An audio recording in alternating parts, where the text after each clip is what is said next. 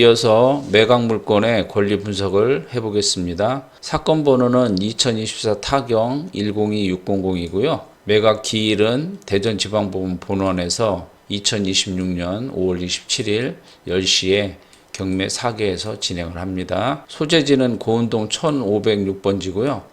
물건 종별은 단독주택이 되겠고요.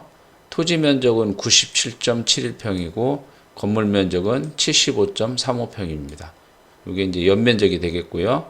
매각 물건은 토지 건물 일괄 매각이 되겠습니다. 감정가는 14억 100만 원 정도 됐었는데요. 처음에 유찰이 되고 두 번째도 유찰이 된 다음에 두 번의 변경을 거치면서 시간이 많이 흘렀죠. 그래서 2026년 5월 27일 날 최저 매각 가격 6억 8,658만 5천 원으로 시작을 하게 되겠습니다. 보증금은 그거의 10%인 6,865만 8,500원을 준비하시면 되겠습니다. 매각 물건 명세서에 대해서 살펴보겠습니다. 부동산 강제 경매고요. 매각 물건 번호가 1번이 붙어 있죠. 이거는 뭐 크게 신경 안 쓰셔도 되겠습니다. 토지하고 건물은 일괄 매각이니까요.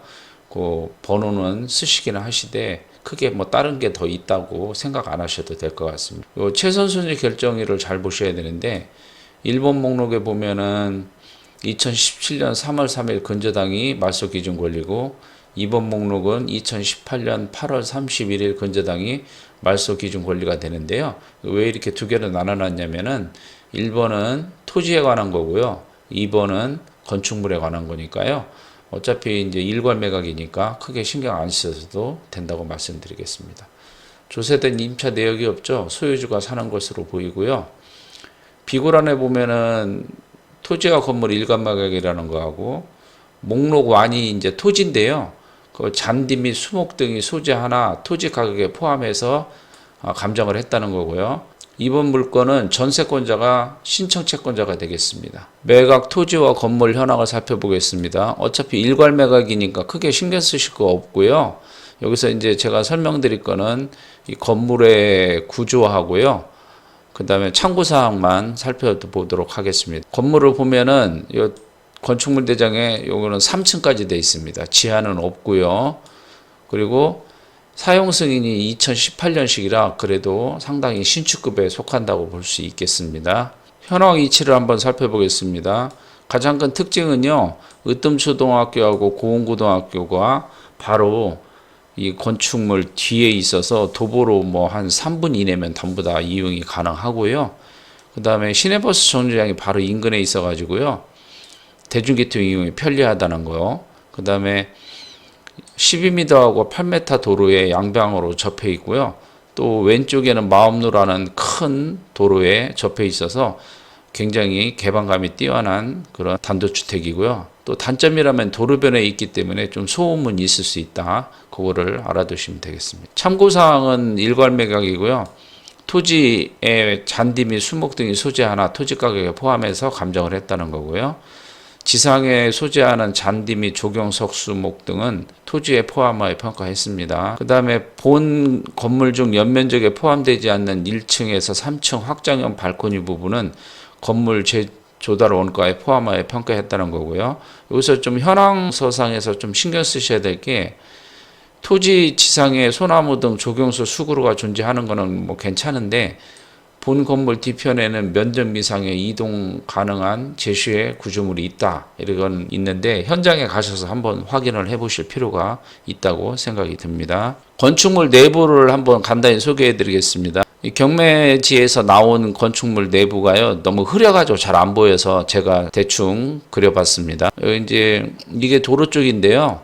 이쪽에서 들어올 수 있습니다. 들어오면 여기가 이제 현관이 있겠고요. 그래서 이제 여기 거실이 있고 주방이 있고요.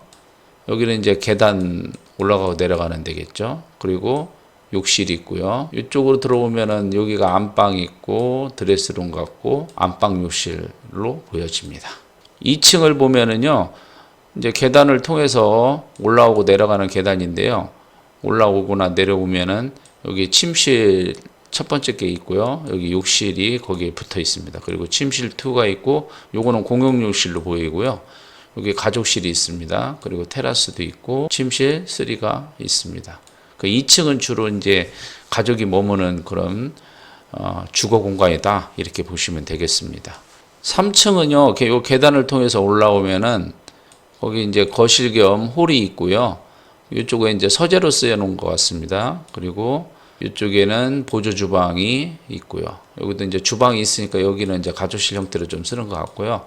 그 앞에 이제 테라스가 있고 여기도 테라스가 있는데 이 오픈이라는 것은 요 3층에서 이 아래층을 내려다보게 이제 뚫린 그런 공간으로 보여집니다. 임차인 현황을 한번 살펴보겠습니다. 임차인은 있는 거는 확실한 것 같고요.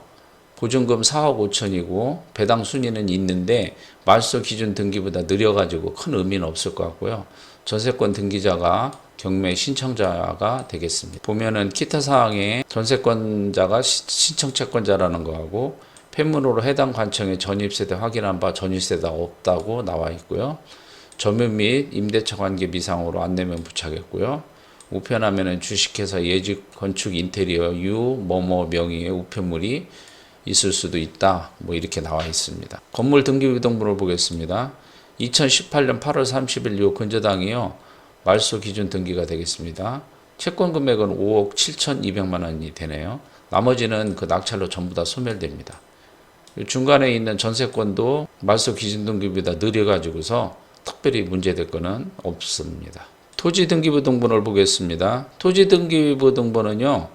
2017년 3월 3일 요 근저당이 말소 기준 등기가 되겠습니다. 나머지는 전부 다 매각으로 인해서 소멸되는 권리니까요. 크게 신경 안 쓰셔도 되겠습니다. 이상으로 물건의 권리 분석상 주요 특징과 주의사항을 정리해 보면은요. 서류상으로는 낙찰자가 추가로 인수해야 할 금액은 없는 것으로 판단이 됩니다. 토지나 건물의 말소 기준 권리 이후에 설정된 압류, 가압류, 전세권, 경매 개시 결정 등은 낙찰로 모두 소멸되는 권리들이니까 문제가 없어 보이고요. 임차인 및 전세권자를 분석해 보면요. 이 전세권자는 말소 기준 권리보다 늦게 설정된 후순위 전세권자입니다. 또한 본인이 직접 경매를 신청한 채권자이고요.